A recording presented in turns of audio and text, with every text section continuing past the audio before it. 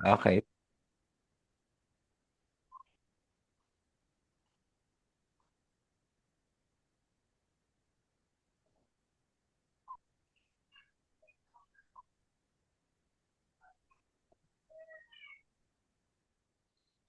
Okay, so good afternoon everyone. As much possible, Tagalog po ako, but for sometimes obviously na kailangan konti mag-English para makasabay sa atin si Brother Steve. So, we're gonna be talking about, if you notice yung kanta, yung ating worship, we're actually focusing more on the grace of God. So, our topic this afternoon, as you could read on the screen, person with disabilities finding his strength in God's grace. Parang hawig po ito sa ating pong verse na Philippians 4:13, that we can do all things only by God's grace, that we can do all things through His strength, by God's strength. Okay, so yan po ang ating topic. The title of our topic is really through God's grace. And before we really start, sometimes baka maguluhan ng iba. Ako din, naisip ko rin noon, how would we know that we are actually belong to the group? Pero wala naman pong dapat piliin o exclude. Kahit ba hindi kahit wala bang disability, even you don't have that disability, you can always still join to our community, to our group. As long as tao, why not? But for some reason, let's try to identify what are actually those people that may be considered as person with disability. Sino nga po ba yung may mga disability matatawag na pwedeng i-acknowledge, recognize based po sa ating government guidelines. So sa Pilipinas, you are in a PWD if you have this long-term, pangmatagalan, physical, mental, intellectual, or sensory impairment. Ano po? Which in interaction with barriers, so parang meron kang limitation, naghihinder sa'yo para fully na maging effective ka na makapag-participate sana sa society. So if you cannot do that, we belong to this group of people, PWDs, people with disabilities. And there are some categories para medyo oriented din tayo, familiar tayo kasi most of the time we know, you know that you are a PWD, me too. But the idea sometimes we do not recognize people around us. They could be probably also belong to our group. So let's try to know them. The categories of PWD, people with physical disability, just like me. Okay, I have that limitation in my movements kasi yung aking katawan, mga muscles like now, kanina medyo pag natitense kasi I really have to go to the center, get the products, brought that to the bus station at nakatingin ako sa oras, medyo nape-pressure. So, pag natitense ako, the body tends to become stiffer, something like that. So, the muscles become harder or stiffen. So, there's this physical disability kaya ako PWD because of the my spinal cord. So, but of course, some other example should be yung mga naputulan ng paa, kulang ng paa, amputees, person with cerebral palsy and polio survivals, paraplegia, and muscular dystrophy. So, hindi ko ma-identify sa isa-isa sa inyo, but at the long run, you may be discovering kung ano yung individual cases ng ating mga kasama dito sa PWD community, sa PWD Fellowship. And of course, there's also group of PWDs with sensory disability. Ibig sabihin, some of their senses hindi nagfa-function. Example, yung bulag. But we are blessed that we have a member in the group, a pastor who is actually totally blind, but as obvious as I said, pastor siya, nagagamit siya ng Panginoon and he belongs to our group. Though wala yata siya ngayon. But he's blind. Of course, obvious. It's automatic that we can recognize people with blindness or with low vision or hindi makapagsalita o hindi makapakinig, ay sila po ay belong to our group. Intellectual disability. Ito yung may limitation sa mental capacity or hindi sila makakapag-adapt sa environment. So, example po dyan yung may Down syndrome, developmental delays. I'm trying to share this para hindi yung focus natin ay sarili lang natin. at kung sino yung nakikita natin na we could easily recognize, PWD, yan. So ito para bang, ito lahat ang considered to be PWDs under the law of the Philippines. And of course, meron ding psychosocial mentality disability. Ito yung may mental health condition na hindi sila makarelate o makakonect sa ibang tao because of that mental problem. So, may depression. So, imagine na we do not really know. Ako, obviously, I like to admit, if a person is fully depressed, palaging depressed, now I learn na he could be belong to the group of PWDs. Depressed. Kasi under this, depression, bipolar disorder, schizophrenia. No, I do not really understand that, but it's part of the PWD. Chronic illness. Okay, actually there was a time yung the group leader ko, nagulat ako na sinabi niya sa akin, he told me that he is also a PWD. Sabi ko, how come? Because I could really see him, normal naman kumilos. Actually, kaya siya pala PWD kasi siya ay isang diabetic. So people with uh, long-term illnesses can be part of our group. Cancer patients, rare disorders, epilepsy, diabetes, complications. And of course, to be officially recognized, kanina nag-uusap si Edmond, he was trying to tell us na para bang something to do with our ID, PWD ID, say parang may pagbabago, something like that. So, to be fully recognized, acknowledged as a PWD in the country, you should have, mayroon kang dapat ID man lang. Hindi lang dahil sa ma-identify ka, let's not deny the fact. Pag may PWD ID ka, marami pong privileges, ano po, benefits na pwede po nating ma-enjoy. So, if you don't have yet any ID, PWD card, so please avail one. So, yan po yung ating PWDs.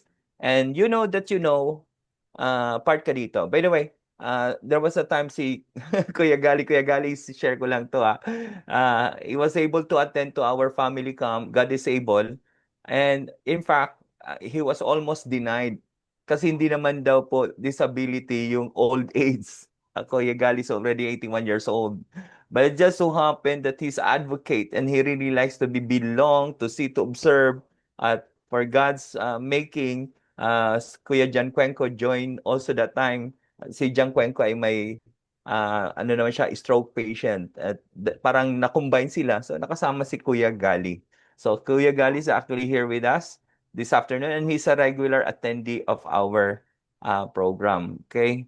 So uh, actually, hindi naman dapat pag-usapan kung ano yung mga pwedeng nararanasan ng isang PWD. So, ayokong diinan ng sugat kasi could be sometimes parang bakit pag-usapan ang alam na halos ng lahat. Maybe the purpose of me sharing about what we are struggling with, yung mga challenges natin, para sometimes, kumbaga, hindi naman pwedeng i-deny na andyan talaga yon sa physical, okay? So, hindi ko alam lahat ng pinagdadaanan ng iba, but you allow me na yung sa akin mostly ang pwede kong i-share na ang mga, sabi natin limitation, challenges, struggles when it comes to physical as abuse.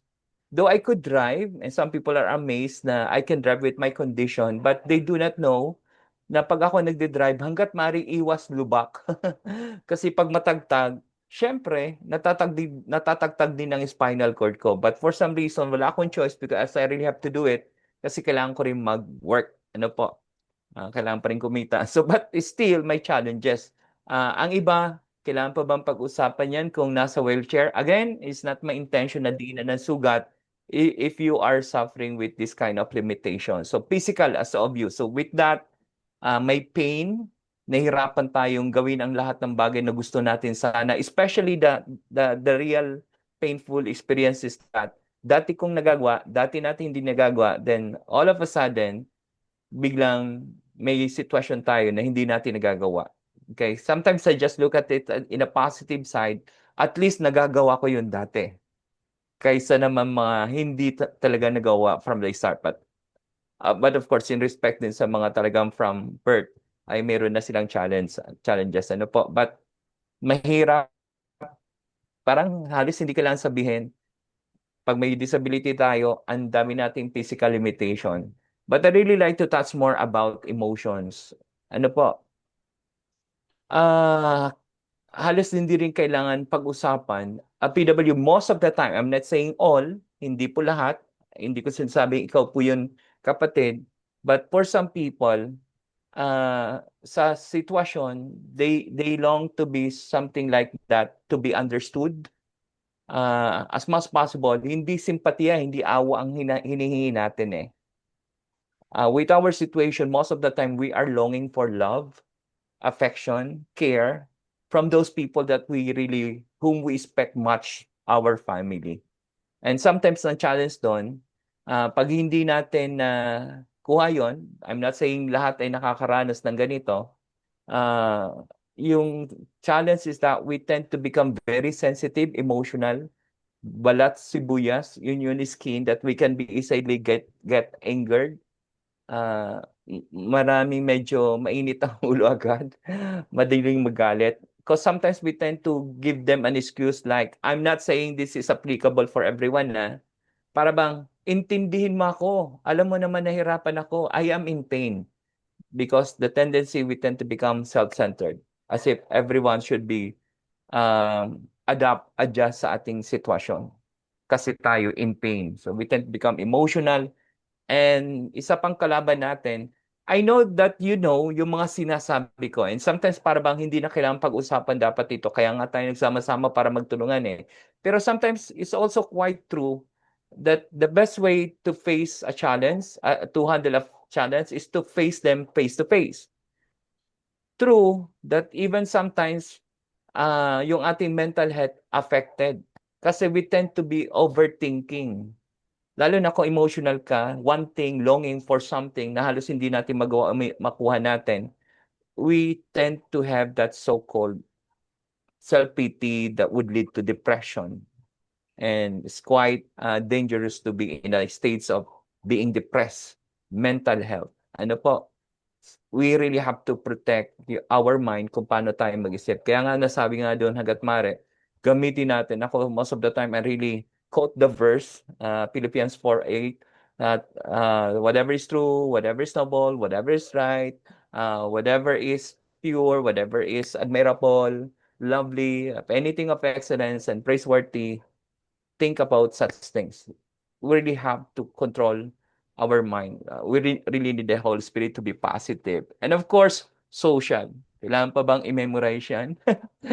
Most of the people na may disability, hindi ko nila lahat, pero like in my case, dati palagi akong nasa labas, palagi ako nagpupunta kung saan saan, not just because of the business being required na that I have to go places, but it's really more about palalabas ako, gala ako. And then this thing came to my life and I realized for the past 3 years, alam ko ang iba mas nahirapan. Alam kong medyo mahirap makinig sa ganitong topic na nadidiinan natin yung alam natin sa sitwasyon na challenging na nga. Social thing is about, palagi na lang ako nasa bahay. Parang bihira na nilang ako makita. Yung mga dating kaibigan, I remember just August 12, the president of our company came to the Philippines. Then I really had to go in respect to the owner of the company. Nung pumunta ako doon, na-feel ko lang yung mga tao doon.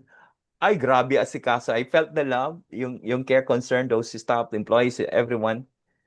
Only to realize that, sabi ko, ba't naman kayo ganun? Sabi, they just told me, we've never seen you for the past 3 years. Doon ko lang na-realize, ganun katagal na hindi ko sila nakikita in person. So social thing truly affected. Let's admit that madalas ang PWD, maraming oras, kasi nasa bahay lang palagi. But of course, hindi po applicable sa lahat yun. But the thing is, nasa bahay ka palagi, halos ang kausap lang natin, family natin. So why spiritual encouragement matters? Uh, Alam niyo po ba yung topic ko ngayon? Parang I felt it na something so basic, simple, but I pray na sa dulo, everyone will be strengthening courage. na to what we are doing right now, kung anong ginagawa natin, direction natin, we are in the right track because we are really seeking God through this direction. Kaya nga tayo nandito because of the spiritual matters.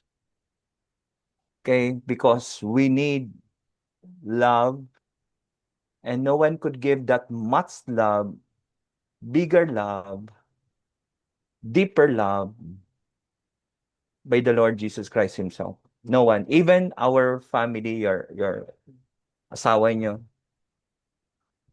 hindi pwedeng makumpara gaano ka-faithful ang ating Diyos. We need someone na pwede natin makapitan na alam natin hindi tayo bibitawan at iit. With our situation, we need someone to be with our side no matter what. He will never leave us nor forsake us.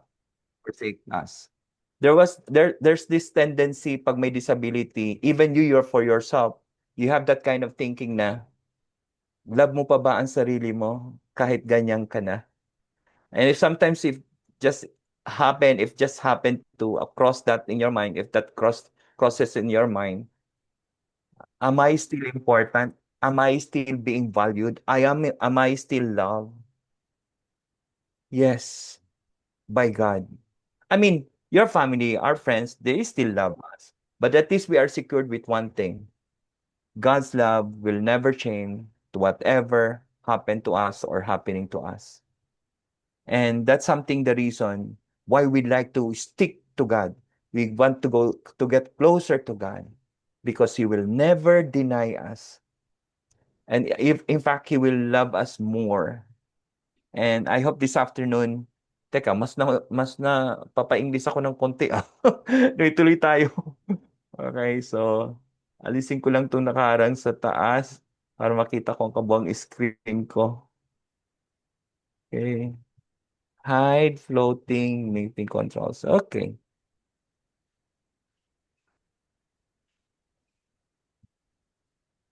So God's perspective on PWDs. So sometimes iba ang tingin ng tao sa atin. Hindi ko nila lahat, but could be some people would have that pity on us. Naawa or para bang empathize or that they like to help you because awa sila. Probably. Or because they just simply understand your situation. And sometimes we just look ourselves na para bang ako, hindi pa ako totoong nagtanong sa Diyos, bakit? Ba't nagkaganito? But sometimes tempted akong tanong yon, but I just go on with my life without really asking God's authority or sovereignty why it's happening to me. And I just like to see yung sitwasyon ko, yung nangyayari sa akin o sa atin, paano tingnan ni God yung sitwasyon ko. I really like to see that, to know that, rather than i-analyze ko in my own perspective. Perspective, pananaw. Ano bang pananaw ng Diyos sa mga taong katulad natin? There's one. We have to accept that God created everyone, all of us, you and me, in his own image.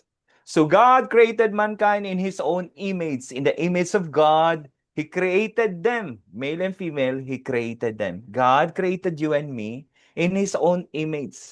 So meaning, I believe you are important. I am important because still I am being made. I'm still being actually made in His image. The other pointer is that He still values you and me. Pantay-pantay pa rin. Sometimes parang alam mo na, pero maganda rin, masarap din marinig uli.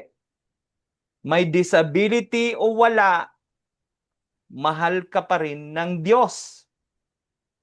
Hindi yun nagbabago, and everyone is equal to His side.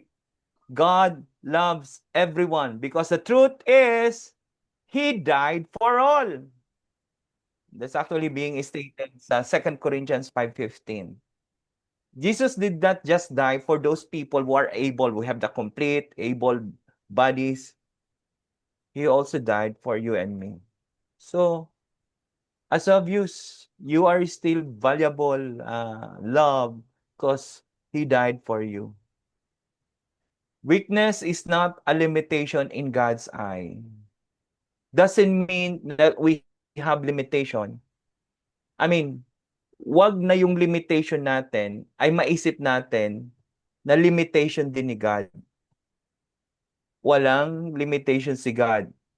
Parang nire-redirect lang niya tayo sa kung saan tayo dapat o kung ano ang calling o kung anong mission, kung anong function, purpose natin sa buhay to adapt kung ano ang nangyayari na sa atin at present. Meaning, doon kanya tinawag. Meaning, kung ano man ang sitwasyon natin, kakayahan natin, o kung ano nagagawa natin, doon si God kikilos.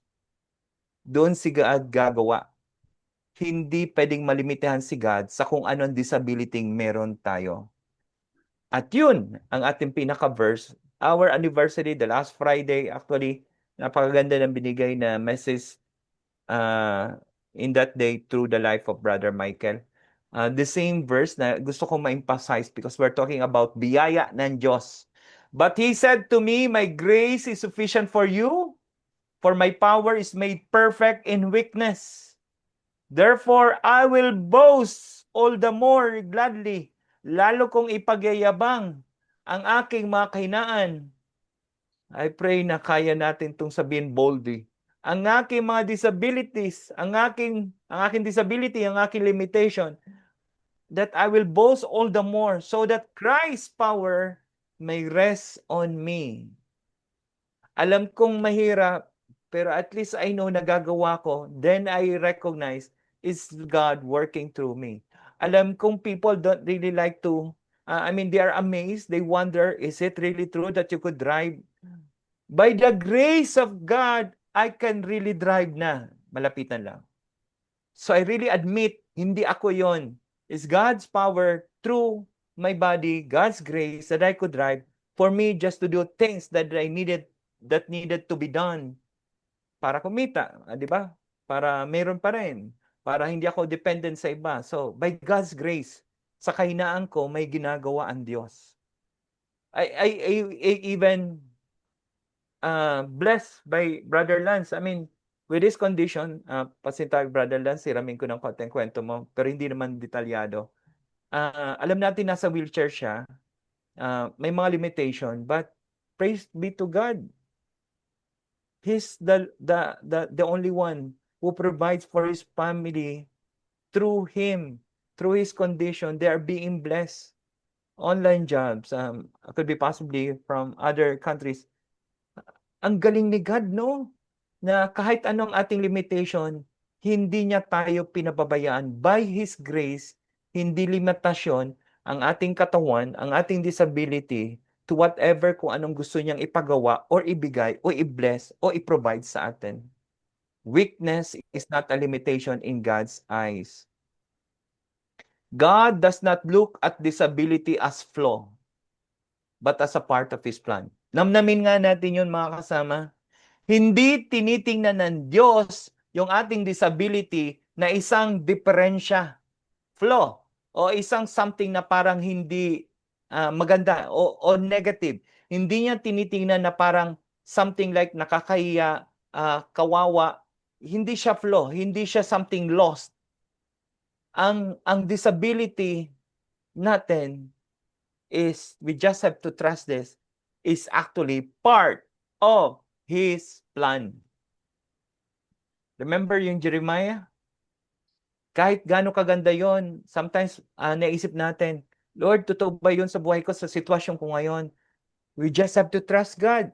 Jeremiah 29, di ba? For I have the plans for you, declares the Lord. Plans not to harm you. Tapos bigla mo naisip, ba't ako nagkaganito? But plans to prosper you. Ba't ka nga ganito? To give you a hope and a future. Hindi pa tapos yung line. Meron pang dulo to give you a hope in a future. This is God's way. Ito ang paraan ng Diyos para bigyan tayo ng magandang future o isang pag-asa. Meaning, hindi pa tapos ang Diyos sa buhay mo kahit sabihin natin may disability tayo. The best is still yet to come. Amen to that, right? Moving on. Some biblical encouragement. Halos gas-gas na ito pag nagto-talk about tayo, PWDs. in a spiritual point of view, we normally quote or yung iniisip natin palagi, si Paul, di ba sa yung ilang beses na sinabi kay God, pagalingin mo ako, yung turn niya in the flesh. Sometimes, minsan ako, kinoconnect ko na lang doon na turn in the flesh nito. Hindi ko kinakaingitan yung mga, yung mga something like stroke o kaya naputulan ng paa o whatever. Sometimes pumapasok lang sa isip ko, at least baka wala silang neuropathic pains. When you talk about neuropathic pains, constant, continuous, na parang yung mga braso ko, chest ko, mga hita ko, diaphragm, yung parang burning, masakit, constant, tuloy-tuloy. Kaya sometimes when I talk like now, half of my mind parang iniinda yung palagi yung pain, continuous pain. Because wala siyang gamot. Hindi pwede yung mga drugs na pain reliever, not. Kasi most drugs ay para sa body pains, but ang issue is yung nerves. But of course, I have Lyrica. Lyrica is actually for the nerves. Pero ayoko naman mataas na dosage. Anyway, sabi dito, kay Paul, my grace is sufficient for you. We know that, we heard that many times. Mas gusto kong makita natin yung kasunod na verse na sinigaw ko kanina. That is why, for Christ's sake, I delight in weakness, in insult, persecution, and difficulties. For when I am weak, then I am strong. Pag medyo nahihirapan na ako, kinukote ko din yung Isaiah 41 verse 10. Sabi doon, do not fear for I am with you. NASB version. Do not fear for I am with you. Do not anxiously look about you for I am your God. Parang bigla ko ni-remind again, huwag mo na masyadong pansinin yung pain mo. I'm here. I am your God. For then I am weak, then I am strong. Only by God's grace na nagagawa ko to. Only by God's grace na nandito tayo. Only by God's grace na tayo nakakapagpatuloy. Buti na lang mayroong God, may God's grace. Here are the major achievements of Apostle Paul. Kahit ba sabihin natin si Paul, mayroon siyang limitation, yung turn in the flesh. Parang gusto kong isipin, baka ito rin yung meron si Paul kasi flesh, muscles. Wala lang, kinoconnect ko lang. So, kung si Paul, ganun ang condition niya through the years, may accomplishment siya for God's glory, naging obedient siya. Alam mo ba si Paul, isa siyang missionary na halos naikot niya ang Asia Minor, yung Greece, yung Macedonia, etc. Di ba, may shipwreck kung ano naman nangyari sa kanya, nalatigay, and everything happened to him. Pero ang dami niyang napuntahan. So ako, sometimes one of my prayers, vision, dreams, aspiration, nabanggit kanina ni Brother Steve, I also like to go far places. But sometimes I'm also being reminded, you don't have to go abroad or other places. Pamilya mo pa lang, kapitbahay mo kailangan din nila si Christ. Kung saan ka, doon kanya gagamitin. Pero masarap din mangarap, di ba? That we can also become missionary to be sent sa malalayong lugar. Just like Paul, even with his condition, he was successful doing his mission. He established many churches in cities as Ephesus, Corinth, Philippi, Thessalonica, and Galatia. Wow. Tapos, siya yung apostle of the Gentiles. Kung wala si Paul, kung wala yung apostle Paul, even with his condition, baka wala din tayo. Kasi pag sinabing Gentiles, these are those people who are non-Jews. Hindi sila Hudyo. Tayo, hindi naman tayo Hudyo But because of through Paul, ngayon tayo ay kasama. Adopted tayo. Tayo yung Gentiles na naging followers ni Christ because of how Paul obeyed God. Paul was chosen by God to be the apostles to the Gentiles, non-Jews, opening the door for Christianity to spread beyond Israel hanggang Pilipinas nakarating because through Paul. He taught that salvation is by grace through faith in Jesus Christ. Ito sa mga fundamental doctrines na pinanghahawakan natin because of Paul.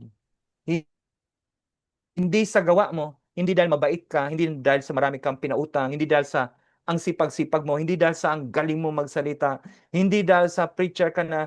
No, it's not about what you can do or what you could give. It's not who you are.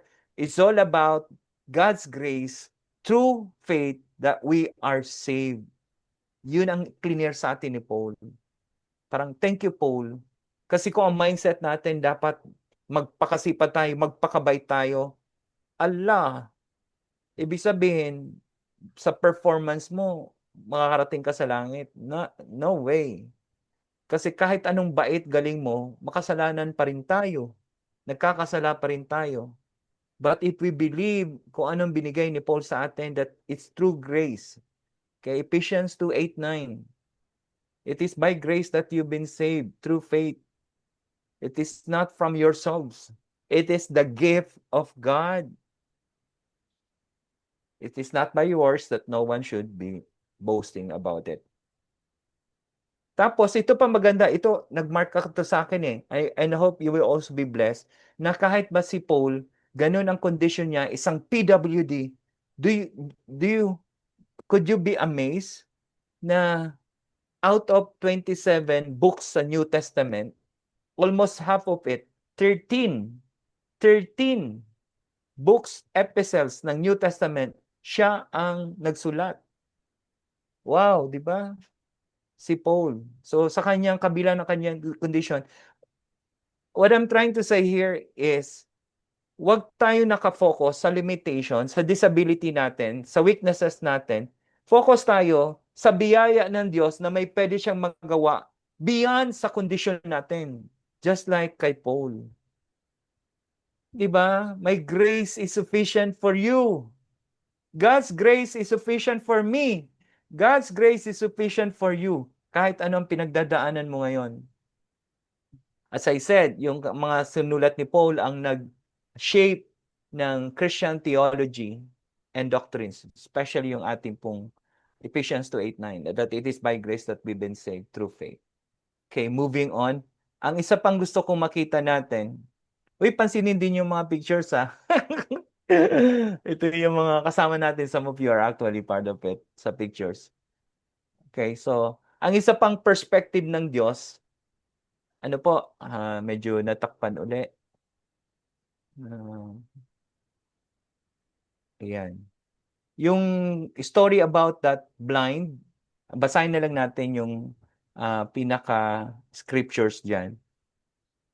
As he went along, he saw a man blind from birth, mula pagkabata ay bulag na. Rabbi, who sinned? This man was his parents.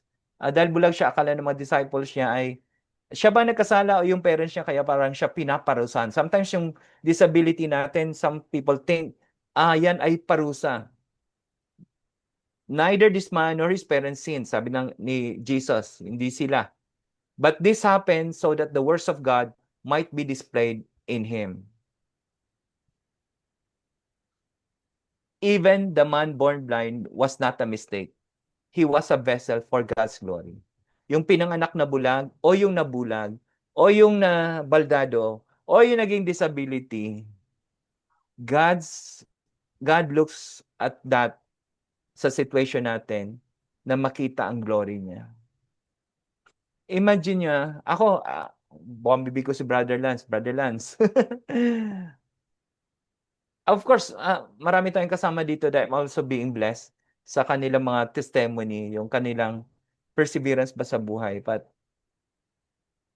I thank God sa buhay ni Brother Lance, yung kanyang commitment, yung kanyang, alam mo yun, passion to our direction, to our group. So, salamat sa buhay niya that he's actually a vessel. Maraming taong nabibless na pagpapala. Kasama po ako dun. So with your situation, could you hope and dream, aspire na maraming taong mabibless dahil sa pinagdadaanan mo? Pwede, di ba? Tayo din. We can still be a blessing sa iba kahit ganito ang limitation natin because it's not you the one to work. is God to work through you only by His grace. So, hindi mistake kung ito ang ating sitwasyon. Ang kailangan lang natin ay Trust. Trust in God's plan. Okay, so si Kuya Jen, no? And of course, si Ate Glo saka Brother Lance. Okay. Biglang lumalabas kasi yung yung tawag dito, floating controls. Strength in God.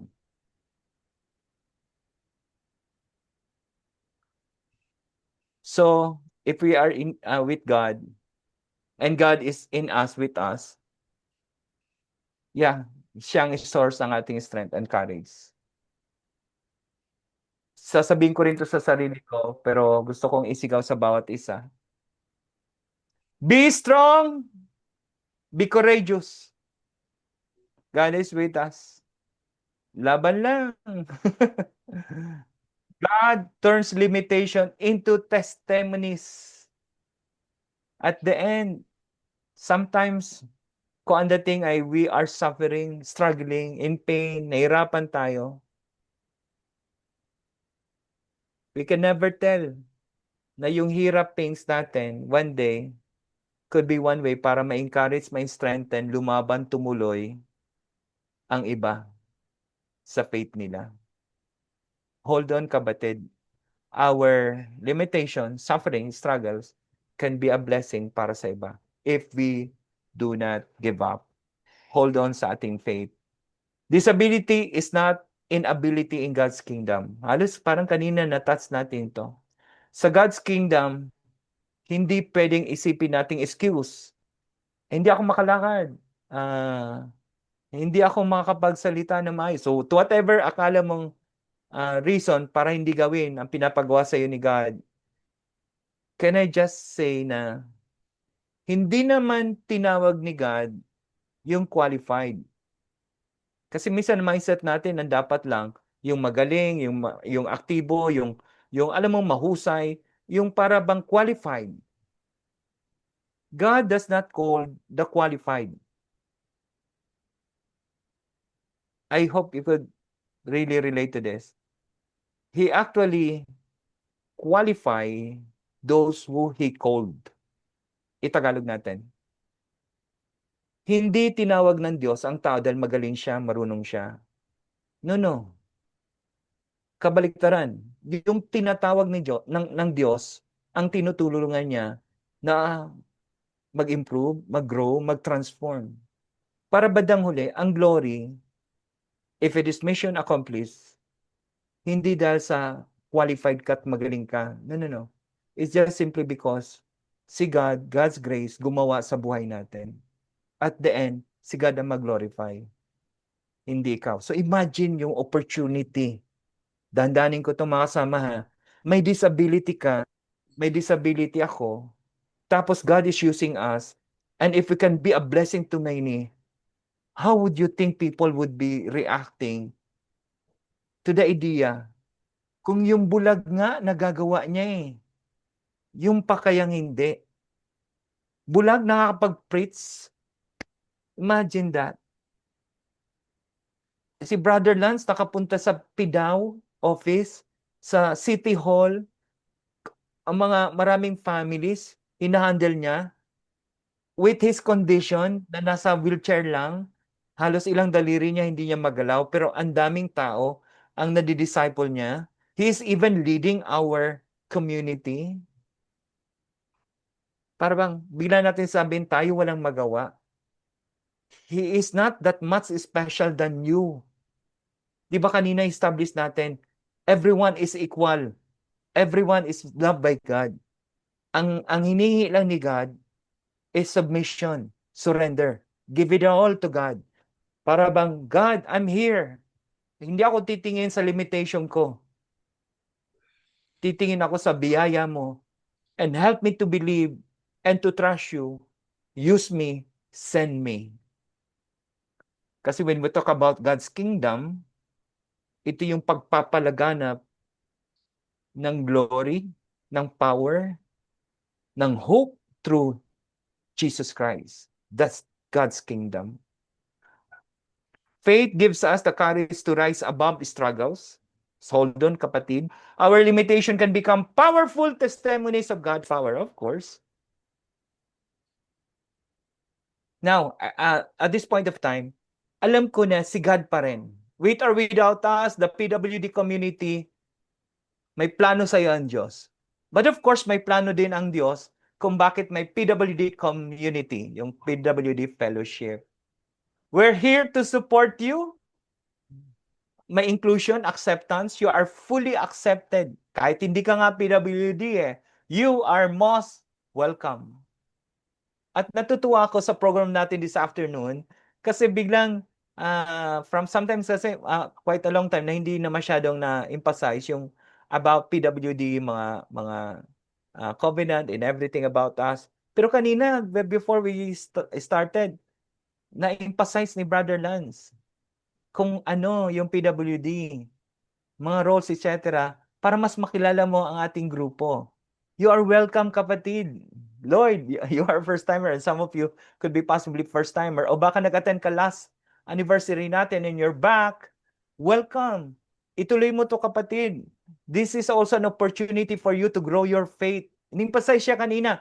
Walang ibang motibo, intention, layunin, purpose ang ating samahan, kundi sabay-sabay tayo na lumago sa pananampalataya and let's serve God. Kasi minsan ang paglago, hindi naman lalago ka for you.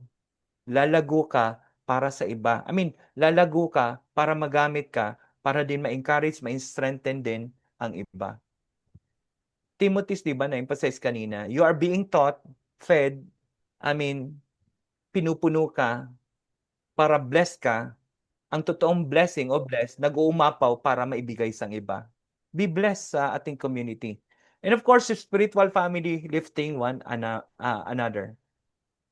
Kapatid, hindi lang ito grupo, hindi lang ito community. Magpapaalam ko na Brother Lance, I believe they will also agree with me if I say, this is also your new family. We are family here. Huwag mo lang tawagin si Brother Lance na tatay. But normally we call each other kuya. Kuya Mark, mas matanda ako sa kanya, but I call him Kuya Mark because we are actually a family. So, may I also remind you, nabanggit ito kanina, pero maganda pa rin hindi lang basta marinig, matitigan mo.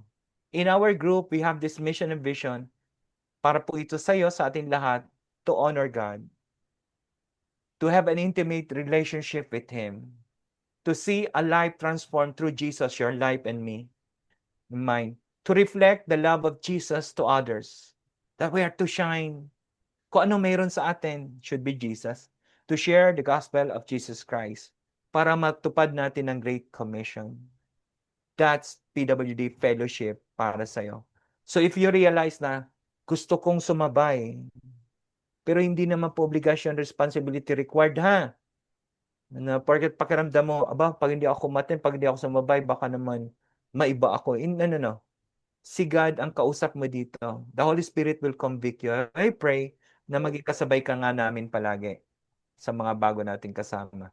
And before I go, meron na akong gustong ibigay na sample, inspiring. Hindi ito para itaas ang tao. Again, not really na binibida ko ng gusto na PWD ang nagpabago. No, it's not. It's through PWD Fellowship na ang Diyos may ginagawa na sana may gawin din siya sa buhay mo. And again, this time, I'm not to just simply na itaas ang mga tao as my sample dito, inspiring sample. I want you to be inspired, be blessed, na si God gumawa sa buhay nila. And somehow, kahit pa, naging part ang PWD Fellowship. And I pray, sa 2 taong babanggitin ko, sana ma-bless tayo at ma-inspire na makita mo rin sarili mo na mayroon din gagawing amazing things si Jesus, si God sa buhay mo.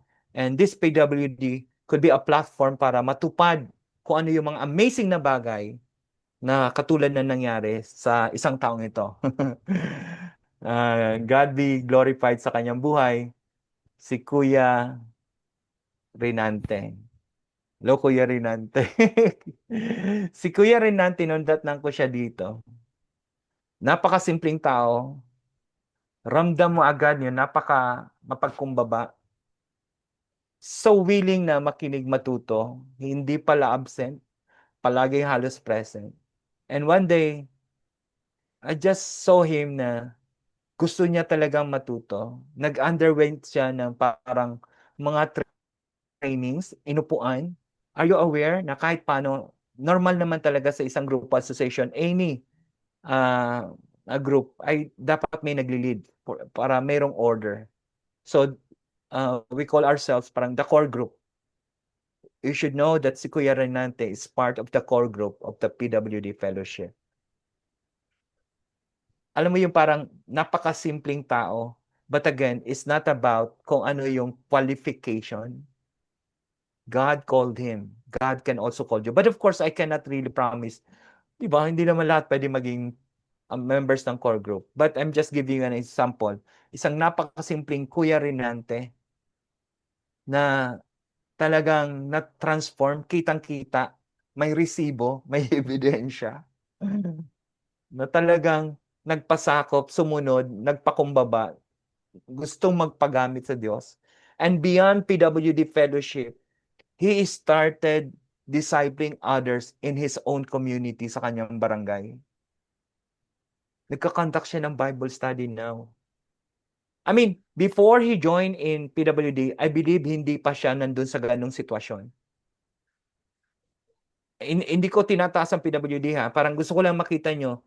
I pray na tayo din somehow maging tool, way ang PWD para tayo ma-lead as this is the very intention. Mag-grow tayo in faith and to be really serving God kung nasaan man tayo. So, si Brother Renante, Kuya Renante, is really discipling other people now.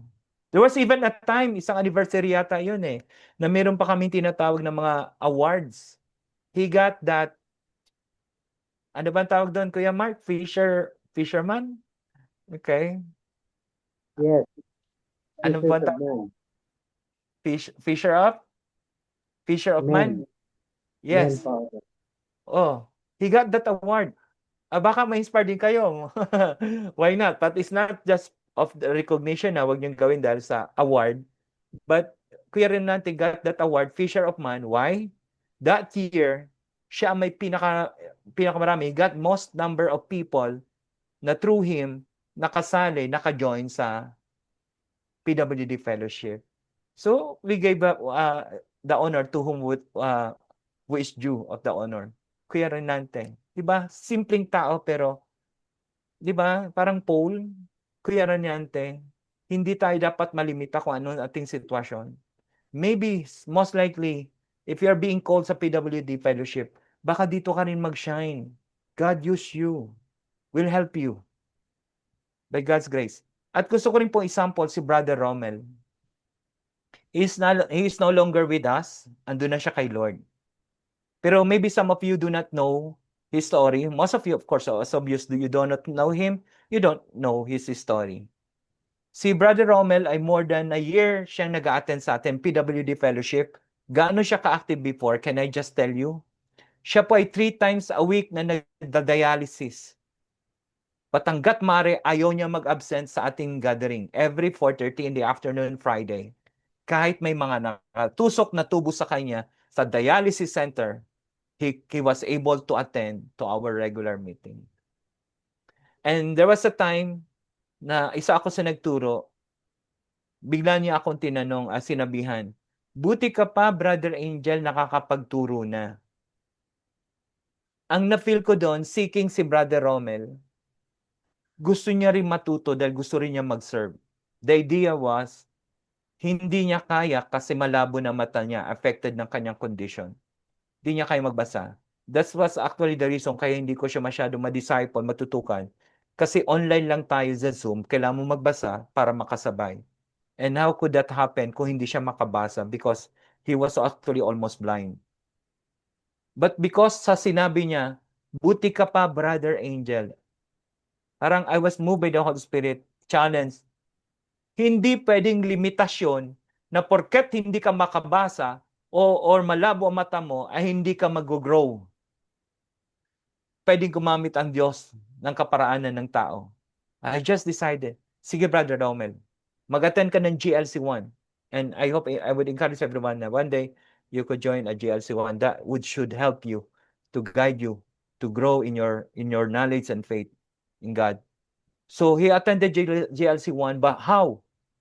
We just simply, actually kaklase pa niya noon si Brother Alfred eh. Pinagtulungan namin na kami ang tagabasa. We're actually the one reading those verses. And ang goal lang marinig niya that he could also share his insights. Imagine about 6 months period of GLC1, he was able to graduate that. And during the period na nag-aaral siya at nag-attend siya sa atin, na-share niya ang mga anak niya ng faith. Nagkakandak na siya ng Bible study sa mga anak niya. Why? Mayroon siya nare-receive eh. So gusto niya may pagpasahan, family niya. So parang yung gusto niya makapagturo, it almost happened kasi nakapag-Bible study na siya with his family. Yung picture po ay graduation niya, JLC1. Kumbaga sa graduation may valedictory speech. It was Brother Romel who gave that speech. People were so blessed, encouraged with his life. Sa kanyang kondisyon na gawa niya mag-graduate, mag-aral. Sometimes para gamitin ka ng God, you just need to be available and be willing to learn, grow. Through the Holy Spirit pa rin. And when he died, some months ago, yung buong family niya halos ay na kay Christ na. This is actually during the wake. And these are actually all his siblings, children, family. They are all actually Christians. And the blessing kay God, legacy ni Rommel, naging minsang parte ng PWD Fellowship. Through PWD Fellowship, na-encourage siya na mag-aral din. Yung legacy niya right now, for God's glory, yung bahay niya, up to now, mula na mawala siya, every Sunday at 3 o'clock in the afternoon, ay merong home fellowship. Amen to that, right? Glory to God. Isang taong nagdesisyon na gusto ko rin matuto, gusto ko rin magamit. Wala na si Brother Romel. Pero yung mga tao, mga kapitbahay, mga kamag-anak na umaattend sa bahay nila ngayon every Sunday, I believe through Kuya Romel, Brother Romel, ay marami tao ngayon na nabibless. I mean, lahat naman tayo mawawala. Naghirap ka, nahirapan ako, nagtiis tayo, nagtiyaga tayo. Pag nawala tayo, kasi sure naman yun eh. I pray na God's kingdom ay somehow nakapalaganap by God's grace. Nakapag-ambag tayo.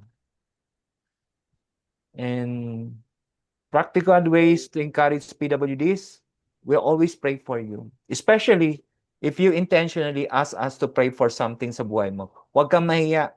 Message mo lang kami. Meron tayong group chat. Sabi mo lang doon, please pray for this. Promise, we will pray for that.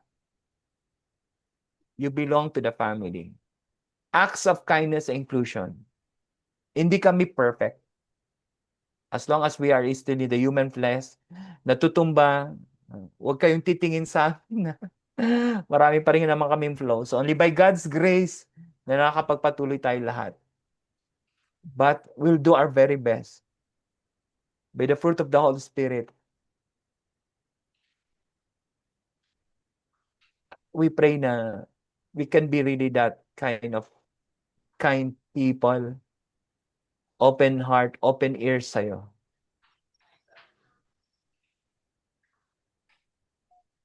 And by God's grace, we pray na through the PW Fellowship, through us, somehow, we can be a part na magamit ka ng Diyos sa calling mo. Na maging platform, tool, way. Kasi hindi naman tayo sumasali, nagjo-join para lang magpakabusog. Yung tanggap lang ng tanggap. Kaya ka nandito kasi gagamitin ka rin ng Diyos. Kaya ka nakakapakinig na pagpapala kasi one day, maraming tao din ang mabibless sa buhay mo. Kasi you are being trained ngayon. And if you really want to be really encouraged, meron pa ho tayong mga ilang special gatherings na ginagawa. Yun, yung discipleship. You could inquire some of our leaders here kung gusto niyo po lalo pa mag-grow bukod sa every Friday. So my closing encouragement for everyone, disability does not define destiny. Hindi porket disability, hanggang doon na lang tayo. Beyond this, not just be positive, have the faith, let us trust God.